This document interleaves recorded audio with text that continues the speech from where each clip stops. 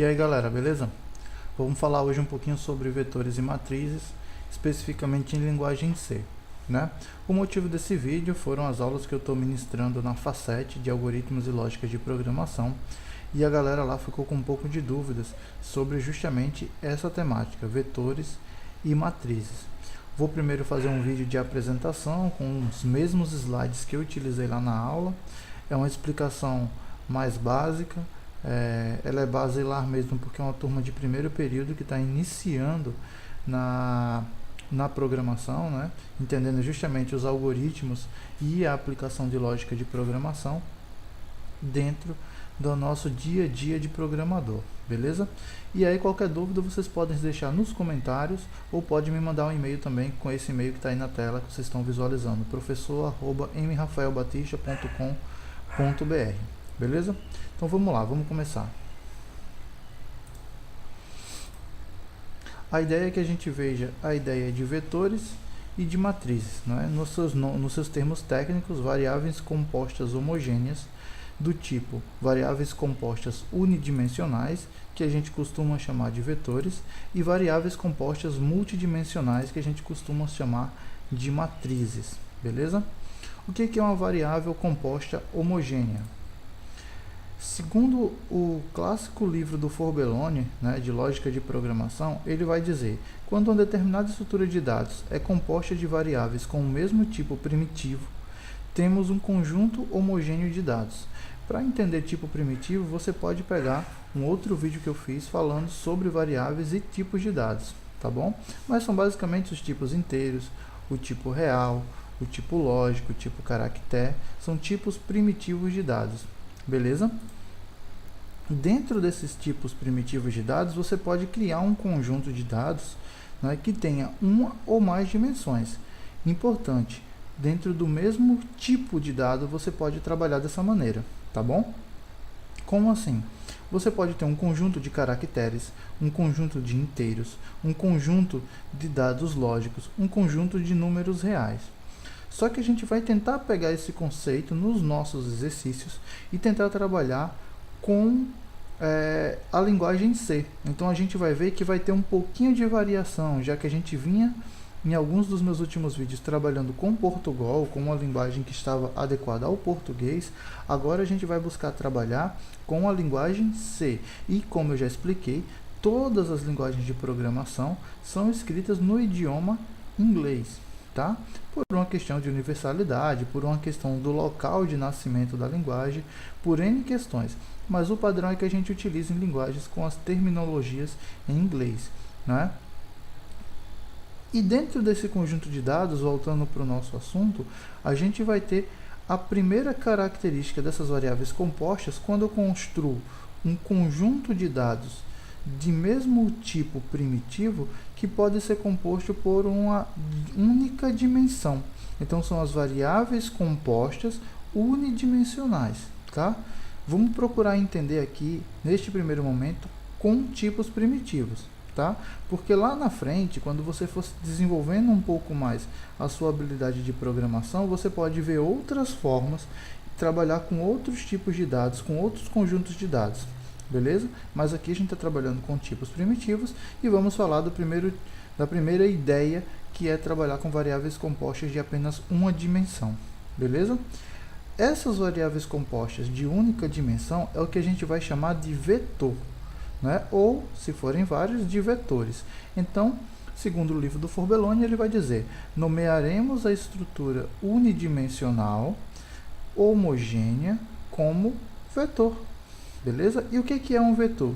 Um vetor é exatamente isso, como também está na figura do livro do Forbelloni, Lógica de Programação, tá? É como se fossem várias caixinhas, uma ao lado da outra, e esse conjunto de caixinhas formassem exatamente uma caixa maior, né? Então cada caixinha tem o seu próprio endereço. A gente vai ver aí, ó, 1, 2, 3, 4, no caso aí são 40 caixinhas, então finaliza 39 e 40. E cada caixinha dessa pode armazenar um valor. Nesse caso aí ele está armazenando um valor real, tá? A história dessa imagem é: ele quer pegar os 40 alunos de uma sala, as notas que eles tiraram em determinada disciplina e quer realizar depois uma média desses dados. Então a gente vai ver que para poder armazenar você teria que criar, por exemplo, 40 variáveis, né? N1, N2, N3, referenciando a nota.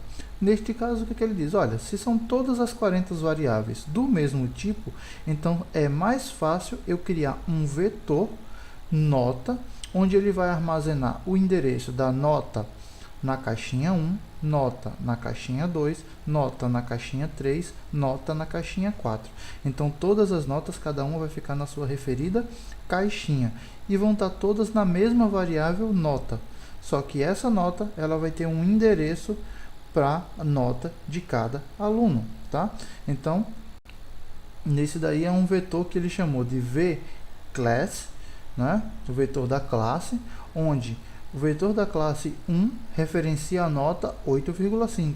O vetor classe 2 referencia a nota 7,3. E o vClass 3 referencia a nota 9,6. E assim ele segue sucessivamente até a nota de número 40. Beleza? O nome do vetor é determinado por meio do identificador utilizado na declaração de variáveis. Então, lá na declaração de variáveis, você vai colocar vClass 1 e vai armazenar um valor no vClass 1. Você pode dizer depois vClass 2 e armazenar um valor no vClass 2, beleza? E assim sucessivamente. E a posição por meio da constante, da expressão aritmética ou da variável que estiver dentro dos colchetes, também denominado de índice. Então, aquilo que eu acabei de chamar de endereço, a gente vai nomear tecnicamente como sendo o índice do vetor. Vai ser a posição daquele vetor. Então, em que posição, em que índice, qual é essa variável que está ali dentro que está indicando em qual caixinha está armazenado determinado valor ou eu deverei armazenar determinado valor. Beleza?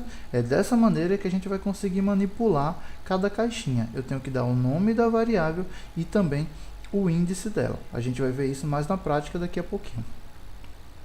Esse é um exemplo onde a gente vai estar armazenando um valor dentro de um vetor específico, dentro de uma caixinha do vetor. Então, você vai ter a variável v, que quando a gente apresenta os colchetes, isso representa que ela é um vetor. E quando eu coloquei um valor, eu estou identificando uma das caixinhas, né?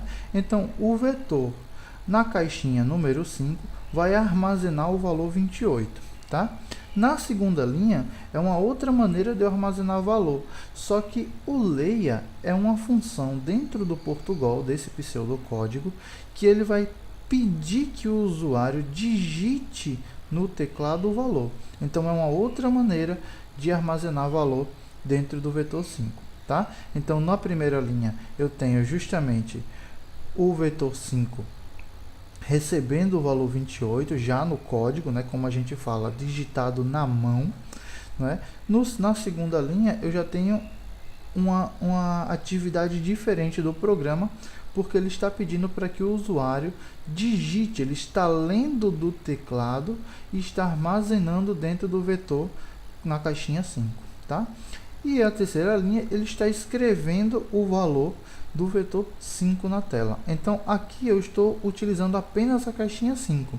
Se eu quisesse utilizar a caixinha 4, eu iria alterar o valor de 5 para o número 4. E assim sucessivamente. Beleza, gente? Tranquilo, vamos lá. Vamos continuar, tá? Essa ideia de vetor, ela acabou de ser fechada. Então, eu tenho uma caixa que tem várias caixinhas. O nome dessa caixa é justamente o nome da variável que eu vou trabalhar, só que agora essa variável ela não armazena apenas um valor. Eu posso, com as variáveis compostas unidimensionais, armazenar mais de um valor, ou seja, utilizar a partir do índice mais de uma caixinha dentro do mesmo nome de variável, como a gente viu agora com o vetor 5. Mas eu também posso ter mais de uma dimensão. Além de ter uma dimensão na horizontal, eu posso também ter uma dimensão na vertical. É aí que eu trabalho as variáveis compostas multidimensionais, porque elas passam a ter duas ou mais dimensões, tá bom? Vamos ver aí o que significa. Então, uma estrutura que precisa de mais de um índice, né, seria denominado uma estrutura composta multidimensional, porque ela passa a ter mais de um índice, portanto, mais de uma dimensão. Tá?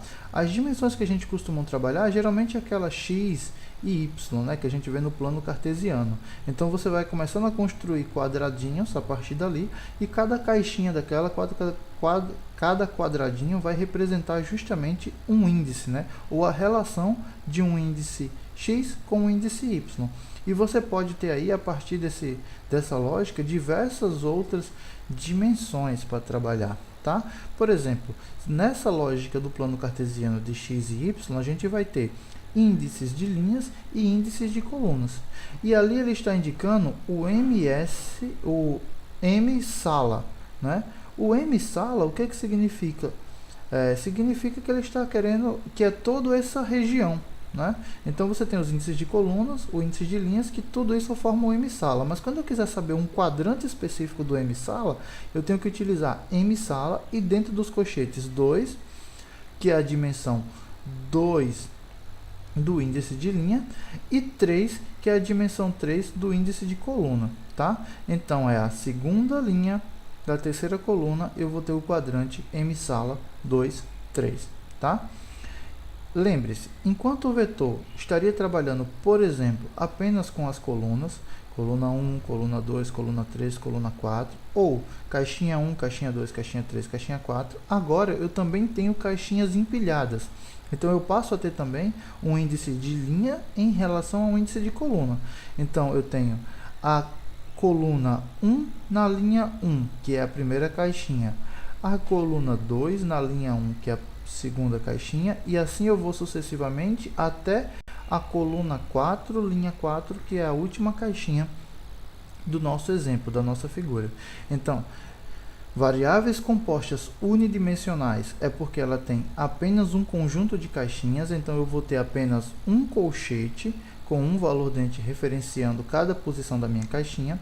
E quando eu aumento, por exemplo, uma dimensão, nesse caso aqui nós temos duas dimensões, eu apenas adiciono uma vírgula e passo a trabalhar com a segunda dimensão. E aí eu vou conseguir identificar, por exemplo, a posição exata da coluna 1, linha 4. Eu vou saber exatamente onde eu vou estar trabalhando dentro dessa minha multidimensão. Unidimensionais, multidimensionais. Assim a gente conseguiu entender o que a gente está trabalhando com vetores. Tá? No próximo vídeo que eu vou trabalhar, né, na próxima parte desse vídeo que eu vou trabalhar, eu vou mostrar para vocês como é que a gente começa a trabalhar com programação em C, utilizando essa ideia de vetores. Beleza? Então a gente se vê já já. Valeu!